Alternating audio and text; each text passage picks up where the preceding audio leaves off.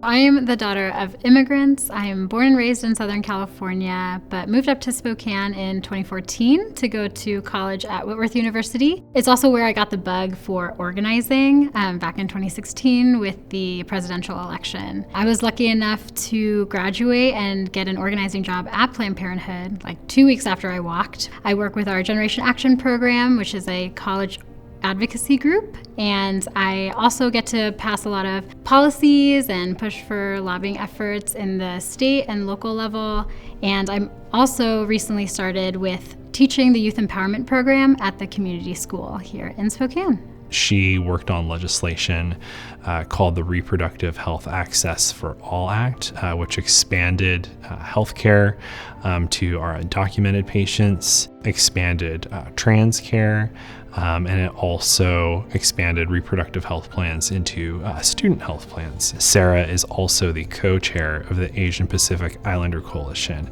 To me, the issue of immigration and reproductive health is pretty central to my identity.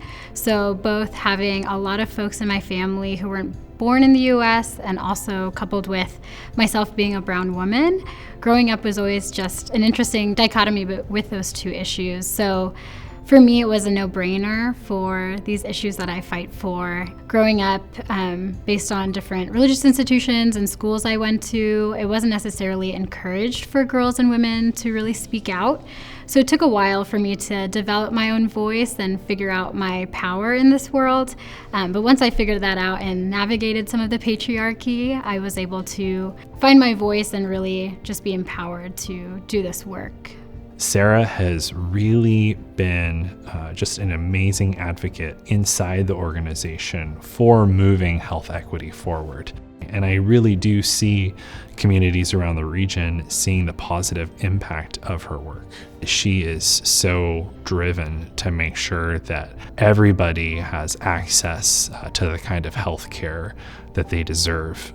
I think my main motivation in this work is really my parents and my family. So the decision for them to travel all the way from India and relocate in the United States is just so huge to me. And I couldn't imagine just how scary that would have been, making that decision to leave your community and everyone that you know and love for a hope at a dream. I really want to live a life that they're proud of and that I'm proud of, and making sure that I'm using this immense privilege to make sure that our community is cared for and making sure that I'm paying attention to the most marginalized in the work that I do. For me, honor really exemplifies itself in the work that I do through the stories that people share. So whether I'm out tabling in the community or going door to door while canvassing, people really feel drawn to share their sacred stories with me, and that is such a huge honor.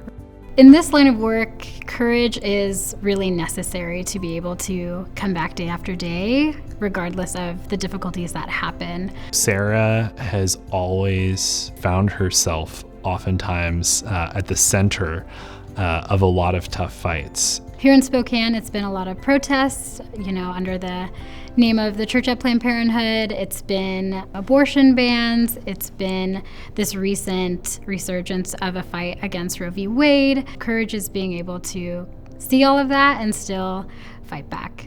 She has always pushed forward and is just such a calm and thoughtful leader.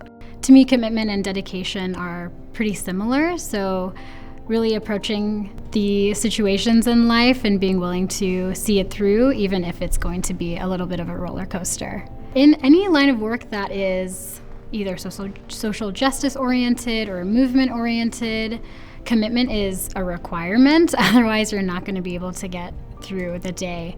Both the main tenets of the YWCA's mission, so empowering women and eliminating racism, is pretty central to who I am as a person. Without those two things, I wouldn't be able to live the life that I do. So to me, it's personal. But as for the work that I do, it's really important when we're talking about reproductive health that people are able to make the choices that they need to make to live safe and healthy lives. And I say people specifically because So often the issue is made into just a women's issue, but we know people of all gender identities need access to this healthcare, so I think that's really important. We know that intersectionality is so important, and I think that is really being laid bare in the situations that we're seeing today. And for the work that I do for APIC Spokane, it's been pretty obvious because of the pandemic just how prevalent the issue of anti-Asian racism is. So for us, it's been a big conversation trying to think of how we talk about racism in our own community, and also how other folks see our community as a monolith, and making sure that we're fighting that as well. She has just left such a powerful impact in Spokane and beyond, really, through her work throughout the region. It really has been remarkable, and I thought that she was so deserving of this award for how she centers health equity in her work. Immigration, she brings so much thoughtfulness into every single thing that she does, and so it was a very easy pick to nominate her.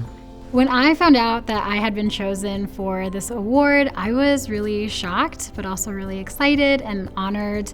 And I think all of those emotions came to me because I knew I didn't get here on my own. I think this award is a reflection of all the people that have poured into me over the years, who have encouraged me and fought alongside me, especially in Spokane when I know so many activists and community leaders here are also fighting every single day. I think this award is more of a reflection for all of us instead of just me.